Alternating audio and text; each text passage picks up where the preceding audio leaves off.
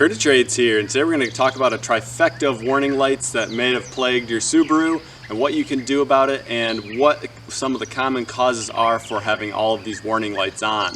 Now this ranges on a lot of different Subaru models. It seems like most of the ones from about 2010 onward, when they started adding in the CVT, they will throw multiple warning lights at the same time.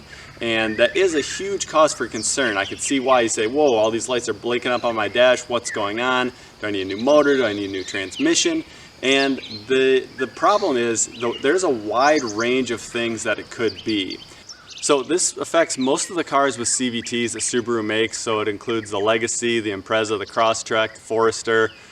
Really anyone with the CVT has this same pretty common issue. And the real problem behind this is it's kind of difficult to determine what is throwing all of these codes at the same time. And typically you'll see like the hill descent control, the ABS light, traction control light. You might also see like a CVT Overheat light as well, or a check engine light. And the first thing that you should do is you need to buy one of these cheap OBD2 readers. And these are on Amazon everywhere. I'll throw a link in the description to buy a good one. You can plug them in, you can see if the car's throwing any codes, and that's where you can start looking into figuring out what is wrong and how to fix this problem. Here's why it could be such a massive range of things. These systems are all interconnected. So like the eyesight system, the hill descent control, the ABS, the traction control, there are certain sensors in the car that if one of them goes out, it will disable that specific system, and when that specific system is deactivated, it has to deactivate all the other ones. So for example, let's say one of your wheel speed sensors isn't working. It's a little sensor that kind of checks how quickly the tires are moving, and it can tell if all the tires are moving at the same speed or if one is moving at a different speed.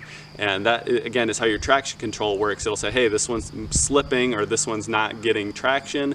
And so it will change the amount of pressure that it sends to the tires with the brakes to help you brake better.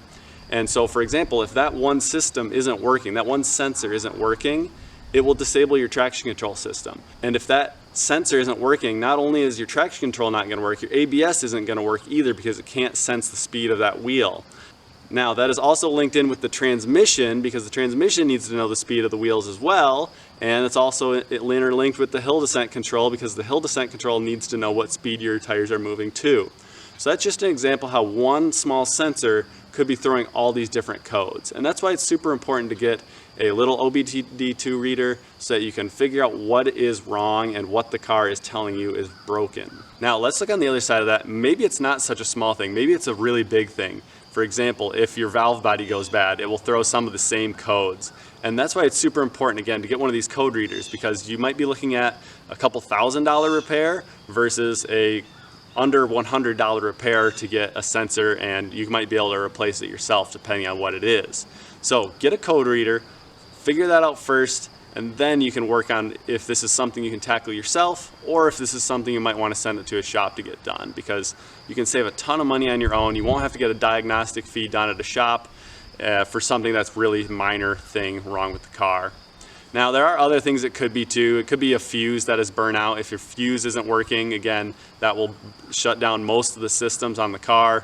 Another system that's interlinked is the eyesight system, because it uses a lot of different sensors and a lot of different parts of the vehicle to combine those different sensors, and uses all that data to determine what the best action is for the car and whether it needs to apply the brakes, for example, or to keep your car within the lanes for lane keep assist. If you found this helpful, consider sending a super thanks down below. You can donate to creators like myself or other ones as well, and we super appreciate that, and we can buy coffees with it and other cool things. So thanks again for watching.